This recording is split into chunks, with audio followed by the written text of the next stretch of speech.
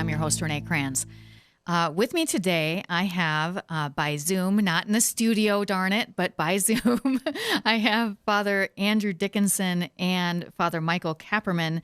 They are both up in the Aberdeen area, and we're going to talk about what is going on up in Aberdeen, because there have been some changes made up there as far as how the pastors and priests work together in the last year. So we brought those two guys in today to tell us about it. So welcome, you guys. Thank you. Happy to be with you. Good. Yeah, thanks for having us. Yeah. Father Kapperman, I haven't had you on for, I don't think, since you were ordained. Yeah, so it's been a while. It's been a while. We've missed you. We need to have you on more often. Okay. It's always a blessing to get to be with you guys. Yes, yes. Okay, so Father Dickinson, if you will just first describe what are the changes that were made regarding priests and pastors and the parishes. Sure. So as your watchers and listeners might or might not know, up in the city of Aberdeen, there's two Catholic churches in town, Sacred Heart, which is on the south side of the railroad tracks, St. Mary's on the north side of the railroad tracks. And historically, these parishes have always had, of course, their own pastor and their own priest staffing them, and both have very strong and proud histories and identities, going back to their various ethnic roots, the Irish parish of Sacred Heart, the German parish of St. Mary's. And what Bishop de Groot asked us to do and asked the parishioners to take part in is to have just one pastor be assigned to be responsible for both parishes, together with a team of parochial vicars, of priests to work with him to provide the sacraments and ministry to the parishes. Okay. And that is also includes the Newman Center up there. Is that right? It does. As well, and Sacred Heart Parish in Westport to fill out the bill that way. Oh, of course. Just throw another one in there, right? Okay. So this is a new way of thinking about how to do parishes here, rather than, it's similar to having a linkage, but you're not the only priest running that linkage, right? Correct. And so, even like my experience before as a priest, where I was the director of the Newman Center in Brookings and also the pastor in White. So in a sense, those two parishes and ministries were sharing the one priest. But here, it's one priest with that administrative responsibility, myself as the pastor, and then with three parochial vicars, Father Kapperman, as well as Father Jeff Schulte, who's starting his second year with us, and Father Mitch McLaughlin, who was just ordained this past May. Right. So he got thrown into the mix. Okay, so as far as a pastor, so you deal with the administrative pieces. You still do some of the sacramental stuff because you obviously say Mass. I need to say Mass every day for my own sake. Right. So you are in charge of the administrative piece, but that doesn't necessarily mean you do all of the administrative things. Is that right? Well, I do delegate some things to the parochial vicars, especially like just last week, I went with my family on a vacation. And so the parochial vicars then, would have to maybe sign checks or things in my absence. But really the weight of the larger decisions comes to me. In fact, just today, Father Schulte brought something to my attention. Oh, hey, someone was asking about something and it was kind of a tough answer, so you can do it as the pastor. So here it's yours. I forget which U.S. president it was, but the phrase "the buck stops here." Right. The parochial vicars might be able to pass the buck to me, but eventually, someone has to pass the buck on. Right. Someone has to make the decision. Right. Okay. So this has been the implementation was there a period of time over which this was implemented, or was it done all at one time? Pretty much all at one time, in the sense that Bishop came over through the normal cycle of announcements for it to happen. And so there's some time in a sense to prepare, but Father Michael Griffin, who is the pastor at St. Mary's, while I was the pastor at Sacred Heart, he was the pastor of St. Mary's all the way until he went to his new responsibility in Mobridge, Eureka, Harriet, and Selby. Right. And so in that sense, all at once. in that regard, in terms of a clear beginning to this model. Okay. So has the implementation gone smoothly? Were there hiccups in the beginning? How did that all play out? Because Father Kapperman has been with you from the start of that, right? Correct. So Okay. he was here as my parochial vicar when I was when I was just the pastor of Sacred Heart. Okay. And when he was newly ordained. And so he's been here through it. And I don't know, I feel like it's been pretty smooth. Yeah, it's been, for the most part, the people of God here have been amazing. So at both parishes, I think part of the reason why it's been so smooth is the laity. Mm-hmm. They've done an amazing job of really stepping up, and already they've felt ownership over their parishes, because a lot of them, they're a third generation family that have been here for decades. So this is their home. And so they really had a lot of involvement. And so they made the transition really easy for us. I think the hardest part for me anyways about the transition is now seeing all of the aspects of ministry, that we've got everything from birth to death and everything in between, and pretty much any ministry possibility for our diocese we have just in one assignment. And so part of the overwhelmingness of it is seeing like, okay, we have another couple, for example, a couple calling in for marriage prep.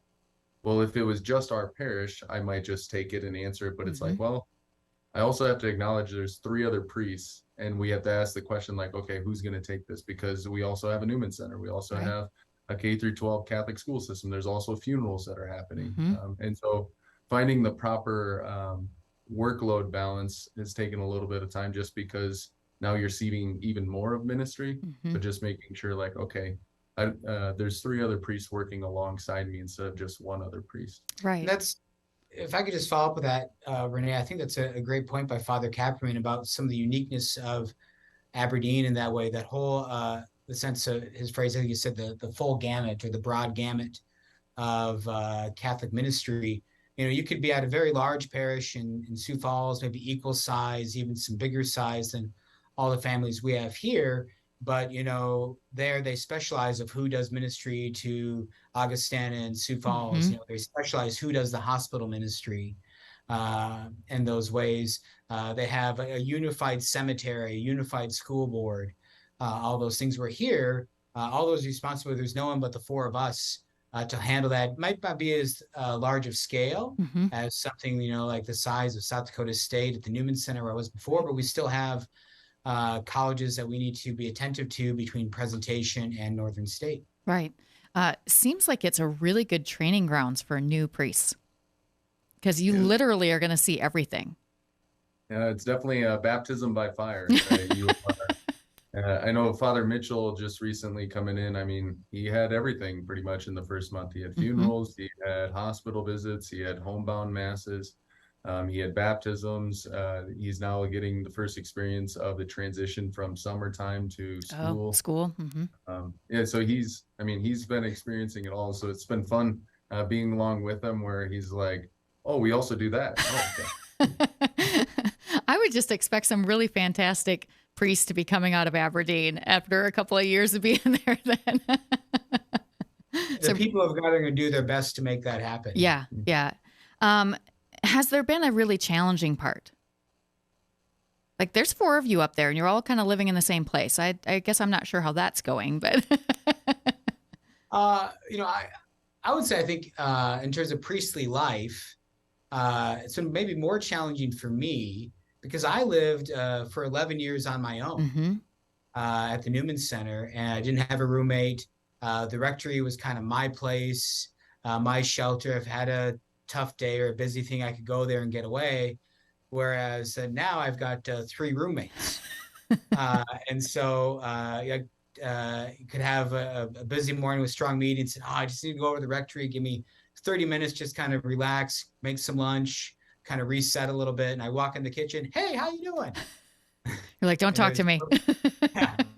I believe I actually said that. Those words are a direct quote.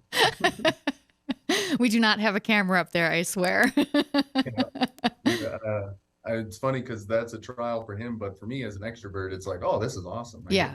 Every time, that's actually one of the graces I've been sharing with parishioners is like, I know that every time I go back to the rectory, there's usually somebody to talk to, and Right. it's a great way to process throughout the day. So for some extroverts, it's a dream. For some introverts, it's a nightmare.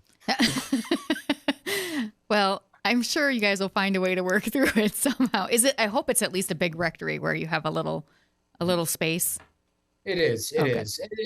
It's well suited both for communal activities as well as having space. Thanks be to God. And so both rectories are really wonderful. Mm-hmm. But we chose St. Mary's Rectory partially because I was coming from Sacred Heart, Mm-hmm. and so people knew me as a Sacred Heart pastor, and I thought they'd be a good symbol Oh, for the yeah. people. That's not Sacred Heart trying to take over St. Mary's, but rather it's this cooperative effort between the two parishes maintaining their distinct identities. But also St. Mary's had a little better layout in some ways for that communal life Yeah. that we also want to foster. Even introverts want to have communal life. Right. Right. At least some. We just like to leave earlier. Right. One thing to piggy off of that answer, one challenge I mentioned, the idea of like you see everything, and so the temptation is like to be overwhelmed by all that's happening. But another unique challenge is just helping to foster the unique identity of each parish. Mm-hmm. That Sacred Heart is still Sacred Heart, St. Mary's is still St. Mary's, the Westport Sacred Heart in Westport is still Sacred Heart in Westport. And so part of the unique challenge has been also making sure that we're doing do justice to the individuals there and to the parishioners and their vision, how they want their parish to, the activities in their parish, and how can we help foster them and not just make it, a blank white slate that everybody's doing the exact same thing. Right. But keep uniqueness. Yeah, I'll let you jump in here, Father Dickinson, but I was just going to ask that, do the parishes do activities together? Do they do them separately? Is there a little of both? How does that work? They do mostly, historically they've done them all separate, Mm-hmm. right? Because it's very proud and strong histories Right. in that way. But part of the challenge to Father Kapperman's comment is, he and I both came here in the midst of COVID, right? Mm-hmm. July Yes. 2020. Yes. When there was really nothing going on, and so many of the parishes, a lot of that momentum, and maybe a lot of other parishes, even without going through a process like ours, maybe experience this. Mm-hmm. What is our identity? Mm-hmm. Because so many of the things that we used to do, well, maybe we can't do it. Maybe we can't have a bazaar this fall, or whatever it might be. And so that has been part of that challenge, is how do we help them find that identity when they themselves maybe have been shaken in that identity due to the experience of COVID. Right. But we are seeking to find some ways of those opportunities for some cooperation. Mm-hmm. Some things still kind of in the work in the background, but for sure, between our some of our youth ministries, St. Mary's with Sarah Barstead really has a lot of gifts and feels like a real talent, and with some of the younger youth groups, so like 7th, 8th, maybe 9th grade. Mm-hmm. Thomas Escrow at Sacred Mm-hmm. Heart has a real passion and affinity for the ministry for those maybe 10th, 11th, 12th grade. Sure. And so making some of those divisions and trying to funnel them towards those areas of that kind of one Catholic vision in that way. Yeah, that's a good idea. Okay, so what kind of fruits have you seen from this, especially from parishioners? You guys kind of talked a little bit about your living arrangements and your kind of how that's worked for you guys, but how is it going for the parishioners?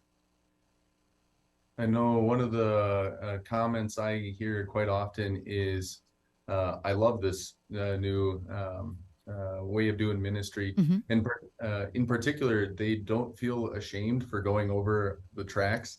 So like Sacred good. Heart, because St. Mary's Mass times might fit in their schedule as a family that week, they might cross the tracks, and they love it because they don't feel like they left their parish. Right. They still see the priest that they love. And so I think the parishioners have loved it, where there's been a greater freedom to say, like, to be able to cross the tracks, to go to the other parish, and still feel like they're at home. Right. That's really important, I think, especially in a place like that where now I haven't been to Aberdeen in many years, but the way I understand it, these parishes are actually pretty close to each other. And right. That seems crazy, doesn't it? Yeah. But I grew up in Watertown, and there's 2 parishes there, and it's very much, this is my parish and this is your parish, and we don't cross.